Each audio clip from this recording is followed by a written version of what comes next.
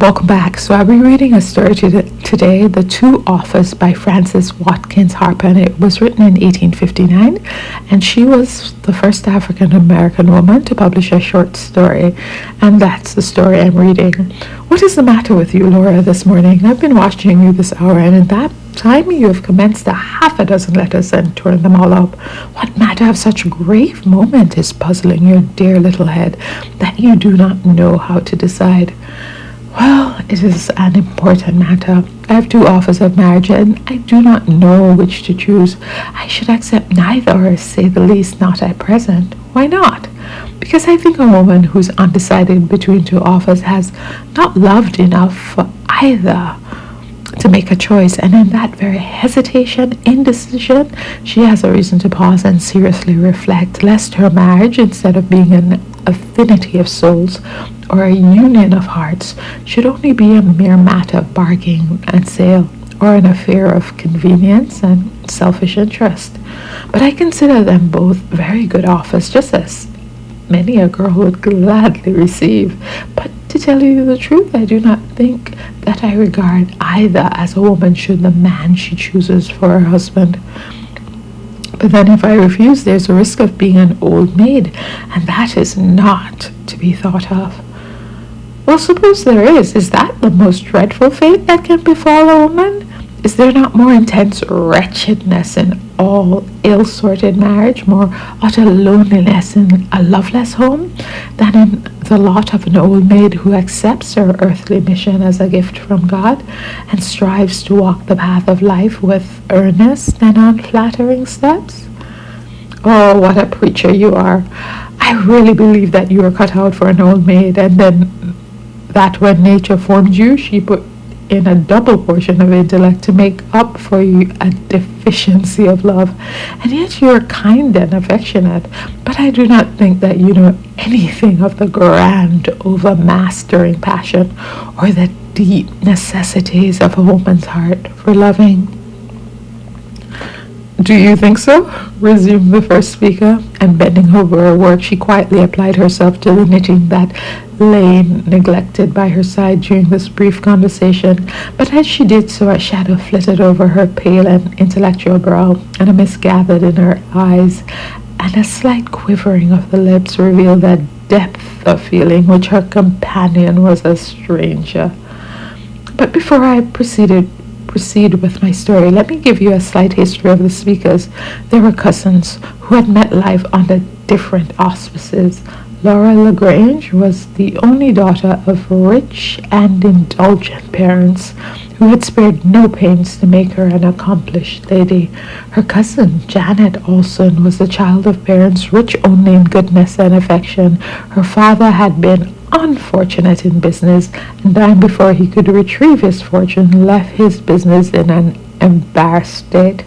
His widow was unacquainted with his business affairs, and when the estate was settled, hungry creditors had brought their claims, and the lawyers had received their fees. She found herself homeless and almost penniless, and she who had been sheltered in the warm clasp of loving arms found them too powerless to shield her from the pitiless pelting storms of adversity.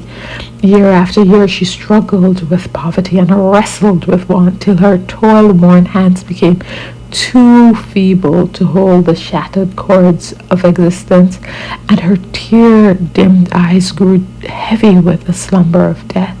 Her daughter had watched over her with untiring devotion, had closed her eyes in death, and had gone out into the busy, restless world, missing a precious tone from the voices of earth, a beloved step from the path of life. Too self-reliant to depend on the charity of relation, she endeavored to support herself by her own exertions, and she had succeeded. Her path for a while was marked with struggle and trial, but instead of useless repining, she met them bravely, and her life became not a thing of ease and indulgence, but of conquest, victory, and accomplishment. At the time when this conversation took place, the deep trials of her life had passed away. The achievements of her genius had won her a position in the literary world, where she shone as one of its bright particular stars, and with her fame came a competence of worldly means, which gave her leisure for improvement and the riper development of her rare talents.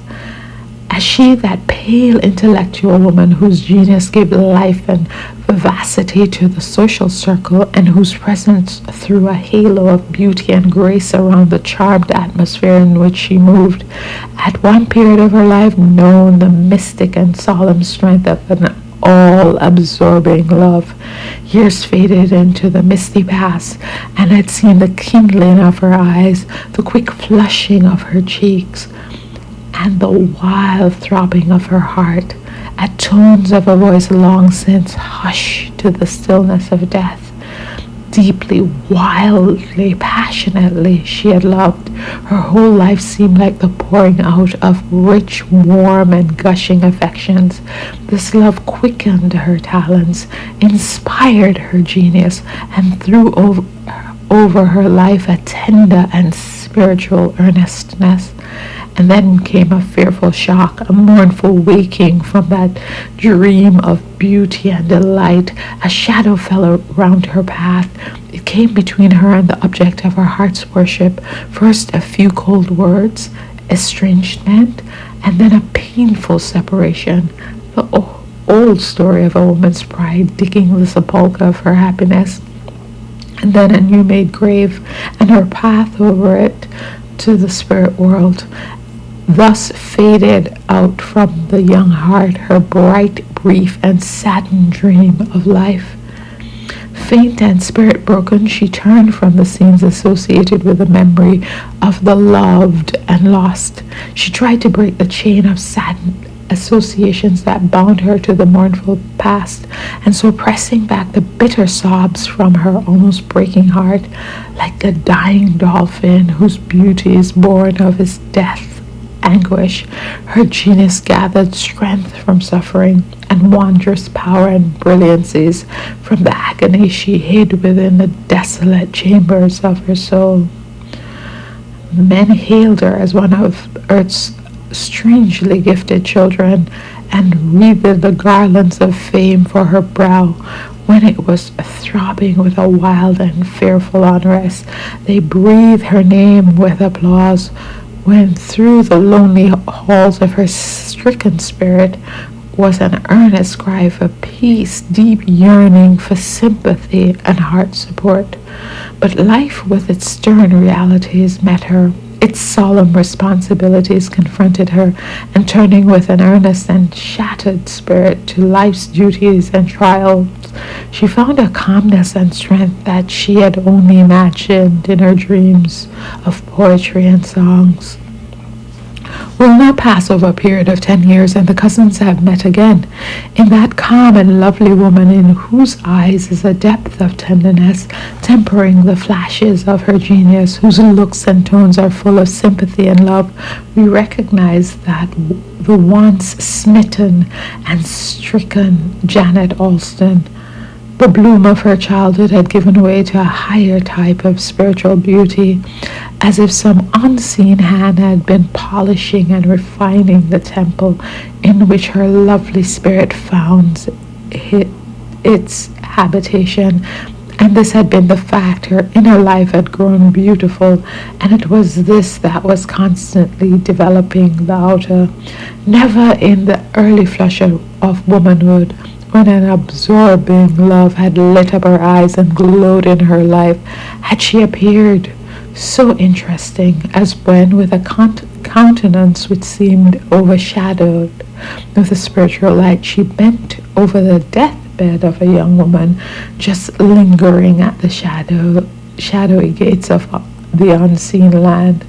"Has he come?" faintly but eagerly exclaimed the dying woman. "Oh, how I have longed for his coming, and even in death he forgets me."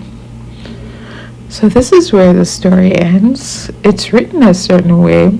I'm questioning it. Did she write about two white women? I'm not getting any, very let's see, Afrocentric themes in there. And I guess I read that it's written in the style of the times. And of course, the question being asked then, even still asked now, is do you have to choose a career or love, or can you have both? So there's something refreshing to know that this was being written during slavery, and she could envision this to be the concern of her concern about marriage. And in reality, she could have been just writing about herself. A lot of the things seem autobiographical, and then she would go on to marry a man who turned out, when he died, to be in debt and left her in poverty. So yeah, it's the first short story written by an African American during slavery times. I say kudos to her. What do you think? Thanks for listening.